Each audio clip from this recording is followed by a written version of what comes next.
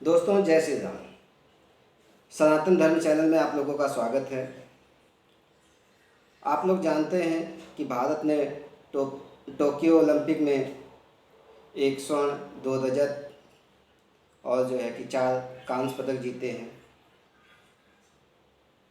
और कहा जाए तो भारत के इतिहास में ये स्वर्णिम जो है कि चीज़ें हैं। और मैं उन सारे खिलाड़ियों को बधाई दूंगा जिन्होंने इसमें पार्टिसिपेट किया, इसमें भाग लिया। भाग लेने के बाद इसमें अच्छा परफॉर्मेंस किया। लेकिन ज़रा आप जो है ध्यान लगा के सोचिए कि भारत, जिसकी जनसंख्या 1 अरब 40 करोड़ के आसपास जा रही है, जिसमें से काफ़ी खिलाड़ी ओलंपिक्स में पार्टिसिपेट करते हैं और इतने कम मेडल्स उठा पाते हैं। आखिर ऐसा क्यों? जो भारत की सनातन संस्कृति रही है वो शुरू से खेलों के प्रति रही है। यहाँ युद्ध भी जो है एक तौर से खेल ही हुआ करता था। राजा महाराजा या और जो उच्च अधिकारी हुआ करते थे, वह भी आप देखेंगे कि खेलों के शौकीन हुआ करते थे। इन सब चीज़ों के बावजूद भारत किस तरह से आज इतना कमज़ोर हो गया है कि मात्र एक गोल्ड मेडल जो है कि लाने के लिए उसको जद्दोजहद करनी पड़ रही है।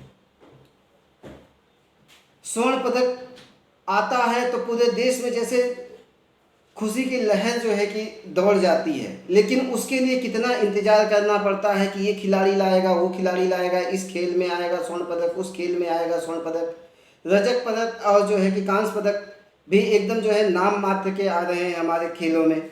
आखिर ऐसा क्यों? आप लोग बहुत अच्छी तरीके से जानते हैं कि भारत की संस्कृति को इस तरह से तोड़ दिया गया है कि अब जो बच्चों का जो रुझान है वो खेलों की तरफ नहीं, बल्कि अपनी भूख को मिटाने के लिए जद्दोजहद करना पड़ रहा है। नहीं तो भारत के गांव से, एक एक गांव से लोग स्वर्ण पदक लाने के जो है कि काबिलियत रखते हैं, ऐसे ऐसे बच्चे हैं। लेकिन उनको इन चीज़ों में बझा दिया गया है कि वो अपने रोजगार के लिए संघर्ष करें, अपनी पढ़ाई के लिए संघर्ष करें, अपनी और चीज़ों के लिए संघर्ष करें। आप लोग जानते हैं कि सनातन संस्कृति के माध्यम से जिसने भी अपना जीवन जिया है उसके लिए ये स्वर्ण पदक, रजत पदक या जो है कांस्य पदक बहुत छोटी चीज़ हो जाएगी। लेकिन हो क्या रहा है कि हमें पश्चिमी सभ्यता में ढाल दिया गया, हमें पूंजीवाद में ढाल दिया गया, हमें जो है कि मजबूर कर दिया गया है कि हम जो है कि पश्चिमी सभ्यता की तरफ सोचें। हमने जो है बच्चों के ऊपर बोझ बना दिया है चीज़ों को। और आज के बच्चे खेलों पे ध्यान न देकर कहाँ पे ध्यान दे रहे हैं? दूसरी चीज़ों पे, अपने रोजगार पे, अपने भविष्य पे जो है कि वो सोच रहे हैं कि किसी तरह से उनको रोजगार मिले। कुछ बच्चे जो है कि खेल कूद में जो है पार्टिसिपेट करते हैं, उनको संसाधनों का अभाव है, वो जो है कि उसमें पार्टिसिपेट अच्छे से नहीं कर पाते हैं। किसी तरह से वो आगे बढ़ भी जाते हैं तो आप लोग जानते हैं क्या हो रहा है स्टेडियम में और जगहों पे। उन्हीं बच्चों को प्रेफरेंस दिया जा रहा है जिसके पास काबिलियत नहीं बल्कि पैसा है, उनको भेज दिया जा रहा है। यानी वहाँ पे भी भ्रष्टाचार छुपा हुआ है। इसी तरह से आप जानते हैं कि जो खिलाड़ियों के लिए पैसा जो है कि सरकार की तरफ से दिया जाता है वो खिलाड़ियों तक न पहुँच के बीच में ही उसका गबन कर लिया जा रहा है। आखिर ऐसा क्यों हो रहा है? कब तक हम जो है कि एक छोटी छोटी चीज़ों के लिए दूसरे देशों के सामने नतमस्तक होते रहेंगे? हमारे पास अच्छी टेक्निक की कमी हो। क्यों हमारे पास अच्छी टेक्निक की कमी है जबकि सारे संसाधन हमारे पास हैं? सारे देशों की निगाह अगर हम देखें इस पूंजीवादी युग में, आज से नहीं प्राचीन काल से अगर उठा के देखें तो विश्व के अधिकांश सभी देशों की निगाह किस पे है? भारत के संसाधनों पर है। यानी भारत के संसाधन इतने ज़्यादा हैं, उसके बावजूद जो है कि क्या हो रहा है, हमारे पास जो है खेलों के नाम पे या और चीज़ों के नाम पे हमारे पास हमें कुछ भी नहीं मिल रहा। दुनिया केवल भारत के जो है नसों को चूसना चाहती है, यहाँ के संसाधनों को उठा ले जाना चाहती है। वो हमें कोल्ड ड्रिंक्स पिलाते हैं, वो हमें पिज़्ज़ा बर्गर खिलाते हैं और हम उसको समझते हैं कि बहुत अच्छा हो रहा है। हम जो है अपनी संस्कृति पे ध्यान नहीं दे रहे हैं। आखिर कब तक? मैं इस चीज़ से संतुष्ट नहीं हूँ, फिर भी मैं इन खिलाड़ियों को और जो है कि जिन्होंने टोक्यो ओलंपिक में भाग लिया या प्रयास कर रहे हैं उनको धन्यवाद दूंगा, उनको ढेर सारी बधाइयाँ दूंगा कि वो इसी तरह से जो है कि पार्टिसिपेट करते रहें। उनका हौसला अफजाई करता रहूँगा कि संसाधन न होने के बावजूद वो इतना अच्छा परफॉर्मेंस कर पा रहे हैं।